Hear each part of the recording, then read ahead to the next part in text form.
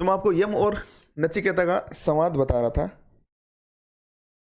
नचिकेता एक छोटा बालक होता है, लगभग 10 साल के आसपास में। उसके पिताजी जो ऋषि वाजिश्रवा होते हैं, जिनको कठोपनिषद में आरुणि के पितर उद्दालक भी कहा गया है, वो एक विश्वजीत यज्ञ कर रहे थे। क्या कर रहे थे? विश्वजीत यज्ञ कर रहे थे। और विश्वजीत यज्ञ की खासियत ये होती है कि उसमें आपको अपना सर्वस्व दान करना होता है, सारी प्रिय वस्तुएं दान करनी होती। तो जब वो दान कर रहे थे, जो सारी चीजें दान कर रहे थे, तो नचिकेता उस समय वहां पे आ जाता है। नचिकेता देखते हैं कि जो ऋषि वाजिश्रवा उनके जो पिताजी हैं, वो उस समय बूढ़ी गायों को, जो कि असक्त है, जो पानी भी नहीं पी सकती है, जो खाना भी नहीं खा सकती है, जो चल भी सही से नहीं चल सकती है, और जो वंश वृद्धि के लायक भी नहीं है, उनको ब्राह्मणों को दान कर रहे थे। नचिकेता मन ही मन में सोचता है, ये तो पाप है, ये पुण्य कहाँ से हुआ, इससे किस चीज का पुण्य मिल सकता है। तो उन्होंने अपने पिताजी को बीच में टोका और रोका और कहा कि पिताजी, इस यज्ञ में तो वो चीज दान करनी होती है जो सबसे प्रिय होती है, आप इन गायों की क्यों दान कर रहे हो? वो कुछ नहीं बोलते हैं। वो दोबारा कहता है, पिताजी आप बताओ, मुझे किसको दान करोगे? प्रिय वस्तु तो मैं आपकी मैं हूं। एक बार वो फिर नहीं बोलते हैं। इस तरह से 3 बार, 4 बार, 5 बार वो लगातार इस तरह से बोलता जाता है। वाजिश्रवा को गुस्सा आ जाता है और वो कहते हैं कि जा, मैं तुझे यम को दान करता हूं। नचिकेता एक पितृभक्त होता है, बुद्धिवान होता है। वो कहता है ठीक है, मेरे को भेज दीजिए। अब यहाँ पे मैं आपको बताऊं, 3-4 अलग अलग सोर्स हैं। जैसे महाभारत में भी ये कथा मिलती है, पितृ ब्राह्मण में भी ये कथा मिलती है, और कठोपनिषद में मिलती है। यहाँ का कुछ स्टोरी अलग है, लेकिन इनका जो मूल सार है वो सभी में समान है।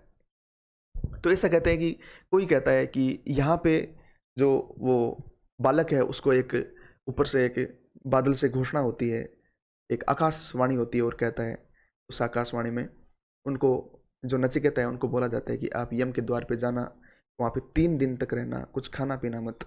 यम बाहर गए हुए हैं, आएंगे जब आप उनसे 3 वरदान मांग लेना। किसी जगह कहते हैं वो मूर्छित हो गए थे वहाँ पे, और मूर्छित होने के बाद में जब वो आंखें खोलते हैं तो सामने यम को पाते हैं। मैं मूल कथा की बात कर रहा हूँ जो कठोपनिषद में दी गई है। उसमें होता यूं है कि वो कहता है मेरे को यम के द्वार पर भेज दीजिए। वो यम के वहां पे जाता है। यम, जैसे मैंने कहा, बाहर गए हुए होते हैं। वो लगातार 3-4 दिन तक, 3 दिन तक वहां पे बिना खाए बिना पिए वैसे ही रहते हैं। वहां पे उनके द्वारपाल होते हैं, वहां पे यम के सेवक होते हैं, वो सब नचिकेता को कहते हैं बेटे कुछ खा ले, कुछ पी ले, यम 2-3 दिन बाद में आएंगे। लेकिन वो नहीं मानता है। वो कहता है पहले मैं अपने गुरु से मिलूंगा, उसके बाद में ही कुछ खाऊंगा। यम आते हैं 3 दिन बाद में और देखते हैं एक ब्राह्मण का बच्चा 3 दिन से बिना कुछ खाए बिना कुछ पिए जरा जर्ण अवस्था में है। तो उसकी जो शिष्य भक्ति है उससे खुश होते हैं और कहते हैं मैं तुझे 3 वरदान देता हूं, बता क्या चाहिए तेरे को। नचिकेता पहला वरदान मांगता है। वो पहला वरदान इसलिए मांगता है कि वो जब आता है, क्योंकि वो पितृभक्त होता है, तो उसके मन में ये रहता है कि मेरे पिताजी मेरे से रुष्ट हो गए। तो पहला वरदान वो इस तरह से मांगता है कि मैं जब यहाँ से जाऊं तो मेरे पिताजी मेरे को सहर्ष से स्वीकार कर ले और ठीक उसी तरह से पेश आए जैसा पहले आया करते थे। यम उनको तथास्तु कह देते हैं। फिर वो दूसरा प्रश्न करता है। वो दूसरा प्रश्न की कहानी इस तरह से होती है कि वो एक बार अपनी गायें चरा रहा होता है। जब वो गायें चरा रहा होता है तो देखता है कि कुछ गायें बहुत बूढ़ी हो गई है और उनसे चरा भी नहीं जा रहा है, उनसे खाना भी अच्छे से नहीं खाया जा रहा है, और वो किसी भी समय मर सकती है, उनको बहुत ज़्यादा दर्द हो रहा है। तो उसने सुना होता है कि स्वर्ग में किसी को दर्द नहीं होता है, कोई बूढ़ा कोई जवान कुछ नहीं, सब सभी के सभी जवान रहते हैं। वहाँ पे सभी तरह के आमोद प्रमोद मनोरंजन होता है। तो ये कहते हैं कि ये स्वर्ग का रहस्य क्या है।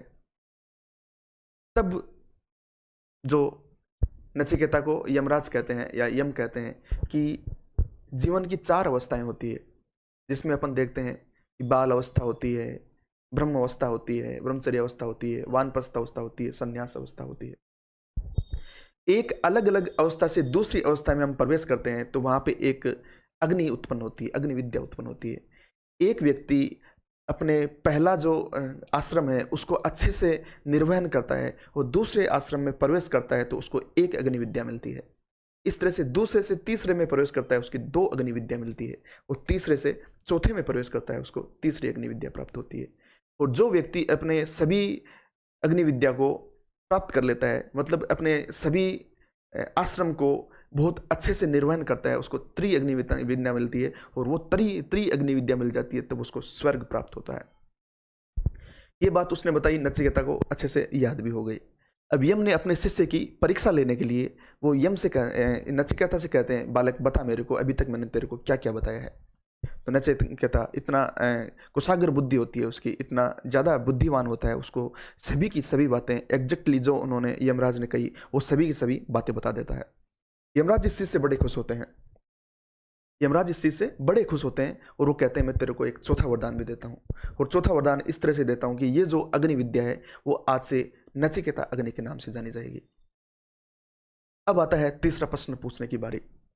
तीसरा प्रश्न पूछते हैं नचिकेता और कहते हैं ये आत्मा क्या है, मरने के बाद में आत्मा का क्या होता है और ब्रह्म क्या है। यमराज बड़ी सोच में हो जाते हैं। वो कहते हैं कि ये जो आपने क्वेश्चन पूछे हैं ये क्वेश्चन तो स्वयं भगवान स्वयं देवताओं के भी संदेह की बात है, उनको भी अच्छे तरीके से ये पता नहीं है और ये मैं तेरे को नहीं बता सकता। यदि तू कहता है तो मैं तेरे को पूरे ब्रह्मांड का संसार दे दूंगा, पूरा ब्रह्मांड तेरे कब्जे में लाके दे दूंगा, तेरे को सारे आभूषण, सारे रत्न, सारी मणियाँ, सारे वैभव, सब कुछ धन वैभव सब कुछ मैं तेरे को दे दूंगा। तू कहे तो मैं तेरे को 100 साल की आयु दे दूंगा और तू कहे तो मैं तेरे को पूरी पृथ्वी का राजा बना दूंगा, पूरा तीनों लोक मैं तेरे को दे दूंगा, स्वर्ग तेरे को दे दूंगा, पाताल तुझे दे दूंगा, आकाश तुझे दे दूंगा, लेकिन ये क्वेश्चन में से मत पूछ क्योंकि ये तो देवताओं में भी संदेह की बात है।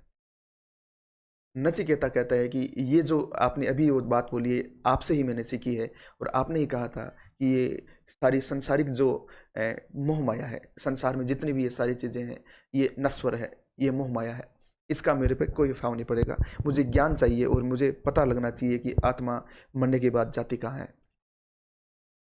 इस चीज़ का एक बहुत बड़ा उन्होंने एक एग्जाम्पल दिया था, बहुत सारी चीज़ें उन्होंने बताई। उसने यम ने देखा,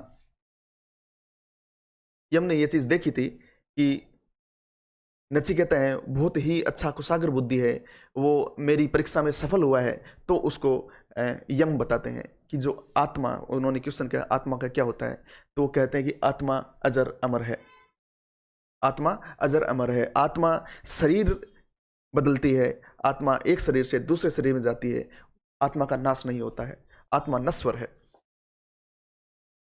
इस तरह से उन्होंने 2-3 बातें उनको और कही, 2-3 बातें और बताई थी। ये जो पूरा सार है कि इसमें एक रथ का रूपक के बारे में कहते हैं कि अपना जो शरीर है वो आत्मा है, मन लगाम है, इंद्रियां घोड़े हैं और जो पथ है उस पे चलने के लिए आपको क्या करना होगा कि आत्मा को जो लगाम है, आत्मा रूपी शरीर को मन रूपी लगाम से और जो इंद्रिया रूपी घोड़े हैं उनको कसकर पकड़ना होगा, मन रूपी लगाम से कसकर पकड़ना होगा। और आप यदि उसको कसकर पकड़ोगे तभी जाकर आपका जो रास्ता है वो सही तरफ जाएगा। तो यदि आपने लगाम को ढीला छोड़ दिया तो आपके घोड़े आपको दिग्भ्रष्ट कर जाएंगे और गलत रास्ते पर ले जाएंगे। इसलिए ज़रूरी है कि आप सभी में सामंजस्य बनाए रखो।